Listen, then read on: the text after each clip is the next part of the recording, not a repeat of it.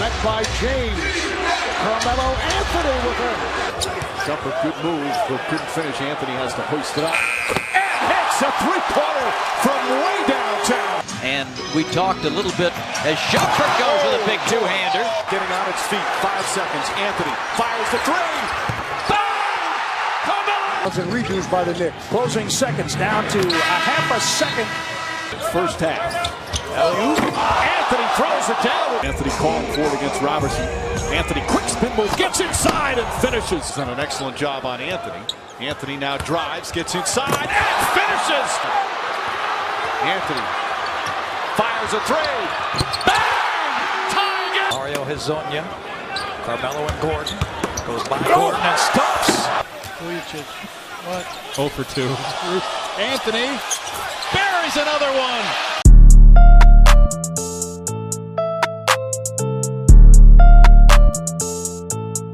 She got a thing for Chanel vintage that dropped before she could speak English. Do you love me and love seeking attention?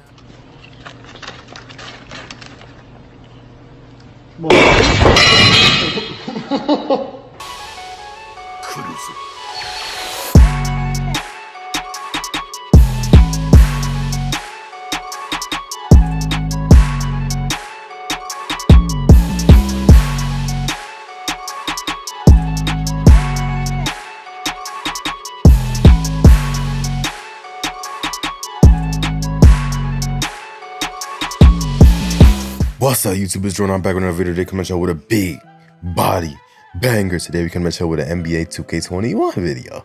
Now, first thing first, make sure y'all like, comment, and subscribe. We going crazy. Well, we had like 940 some subscribers. Oh, 950 actually. And you know we need 40 more to get to that 1K. So I know you about to hit it before August ends. I appreciate y'all. Keep on subbing up. Smash that subscribe button. Turn on that post notification. You know, all that. No cap. Keep it up. You know, keep doing what y'all got to do. You know, I appreciate y'all. Y'all really helping me out. And in a way, I guess I'm helping y'all out. You know, I do this for y'all. No worries. No cap at all. But today I'm the build dealer on your local corner, and today I'm coming at y'all with a Carmelo Anthony build video. It's been a while. I know I should have been did this, but it just didn't cross my mind for some reason. No disrespect to Melo, but I was taking all the suggestions, you know, and I never really I never thought of Melo when I was doing my own stuff. But hey, today I got y'all with two variations. I got Prime Nuggets Melo and Prime Knicks Melo. So I mean, you know, we going crazy. So I got both of them. One is more athletic, one is more shooting based. So the first one is a shooting and playmaking build. You want the pie chart with more shooting than playmaking, and you want the physical to be speed and strength. Now, like Knicks Melo wasn't, you know, he didn't have hops like that as much as Nuggets Melo did, but you know that speed and strength, he would be backing down people and be faster than people. So you want the strength to be able to back down, you know, the smaller defenders, or even back down the centers, because some of the centers aren't even that strong. So you'll be all right.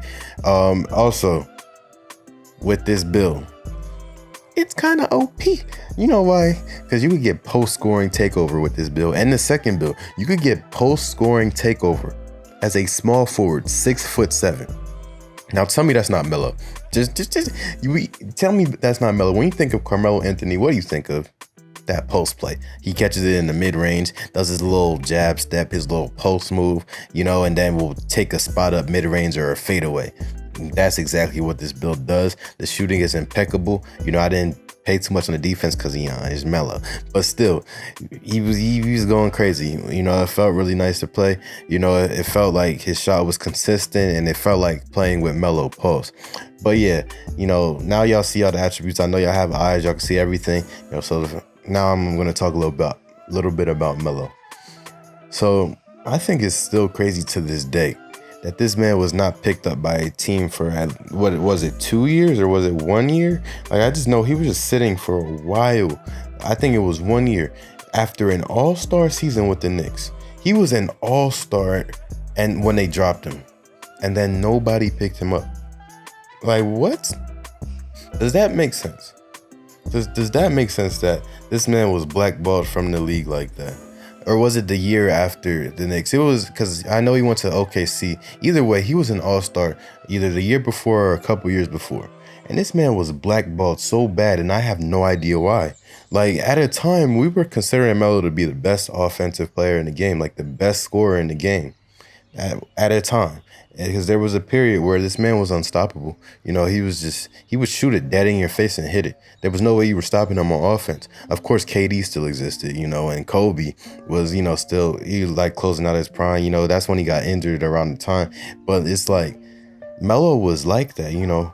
When you're averaging 23 points a game in your whole career, and mind you, Melo didn't average less than 20 points a game till he went to the Thunder.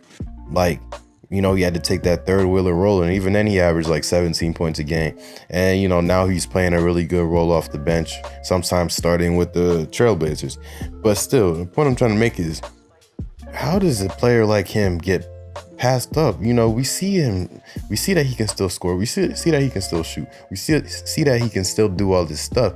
And of course, from his scoring alone, he'll probably be in the Hall of Fame. Not first ballot unless he wins this ring. If he wins this ring, he might just be first ballot because he's all time, like number 10 scoring all time, like 3-point, like there's so much stuff. Now with the second build, you want the finishing and shooting pie chart. You want more finishing than shooting. Like I said, this is Nuggets Melo, and we know how Nuggets Melo got down. Nuggets Melo was on different time. Nuggets Melo was dunking at everybody. And look, you want that balanced pie chart because you want to be able to, you know, speed boost, whatever, be fast, be strong, and have that vert on you so that you can get those contact but at the same time you could back down anybody and pass anybody if need be.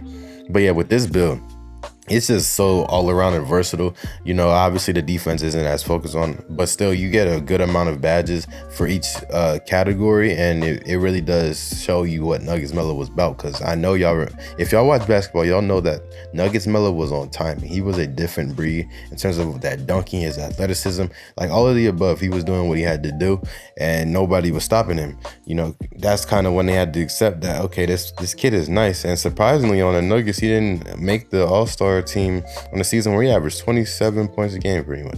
So it's like, after that, he was just an all-star straight for 10 years in a row. And I hope that whenever he has his retire season, you know, I hope he does get that all-star spot like they did with Kobe and Dirk. I mean, he's not that good, but it's like he's not as great as them, but it's like just the principle. You know, he really was a pivotal part of this decade and a pivotal part of just basketball in general. Where I said this decade, I meant, you know, the 2010 decade, because we're in the 20s right now. But I mean, you know, the way he was scoring, he kind of just showed that offense sometimes is just better than defense, you know, because that was kind of where we were having that turn where defense wasn't as important as offense because the players were just getting better. So it would be harder to just stop them because people were making difficult shots. And I feel like Melo was like the first kind of, well, one of the pioneers of just, yeah, you could be right in my face. You can guard me. I'm still going to shoot it and hit it, like, you know, or I'll pass you and dunk it. I'll do a post spin off your back shoulder and boom, you're already behind me. I'll be stronger than you. He wasn't even that fast. He was just smart. He was very skillful. Like you saw, when you get to the point as a basketball player where you can use one dribble setup, one move, one distinct thing and perfect it and kill people with that every time, and they know what you're about to do. Like, they know that what Melo wants to do is just have him in that triple threat, you know. And by the way, 2K needs a triple threat badge ASAP, especially for players like Melo and Harden and all them. But still, they knew that he wanted to post up and go into that triple threat and size up his opponent, but they didn't know how to stop it because they couldn't. They were the ones getting sized up, you know. They knew that and then when he shot it, they might have got his hand up, but they knew they weren't stopping it. All they could do was try to contain him, and the Knicks did Melo so wrong. They didn't even surround him with a good squad. Like, he's been blackballed his whole career, really. Like, they didn't surround him with anybody. Like, the most notable player I remember him playing with on the Knicks is like Joakim Noah, you know. And remember, he could have went to Miami if he wanted to, but he chose more money with the Knicks.